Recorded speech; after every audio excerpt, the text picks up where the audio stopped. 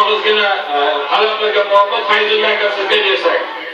Bir muborakbod etsangiz mehmonimiz sifatida. Undan keyin qarindoshlarning tantanali ismiga bersak. Marhamat.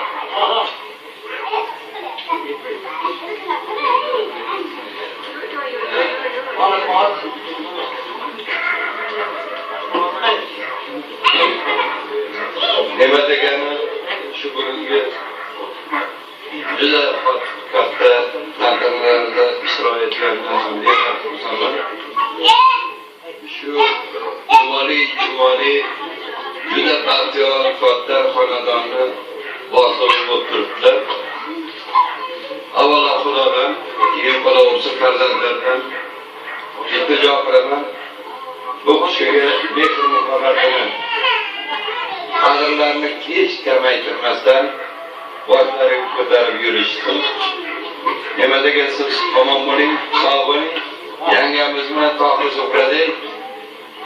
Xudo bergan yoshni yashang. Yuzga kiring desam, so'kib berasiz, yoningdan berasan, ko'proq beravermaydi. Shuning uchun Xudo bergan yoshni yashanglar. Omon bo'linglar, sog' bo'linglar. Xonadoninglar baxtdan kulgiga to'lsin. Lekin men shogirdimdan xursandman. Ma'lum sal shogirdim har bir yangi nima deymiz, ustozini sal ko'proq qadrlashga harakat qildimmi. Oramizda Toshkentdan kelgan men juda katta hurmat bilan doim bu oilada bo'lib kelganman. Turkiyada o'tiribdilar. Bu kishi Xudo rahmat qilgan Hamid Olinjon bilan Xudoga shukr hozir hayot. Bizim mashhur nihoyatda dono shoirimiz, hozir yana chiqayotgan puchuq shoirlardan o'zigan emas. Zulfiya opani farzandlari, Hamid Olinjonning barcha farzandlari Turkiyada o'tiribdilar.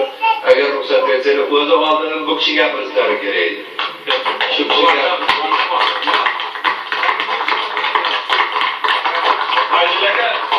albatta zamonga oldin yuradi, yo'qqa oldin yuradi deydilar. Bu qanday bor narsa? Shu ko'ngil bilan ko'ngil shunda to'g'ri kelyaptiki, odamning ko'nglidagi gaplarni hamma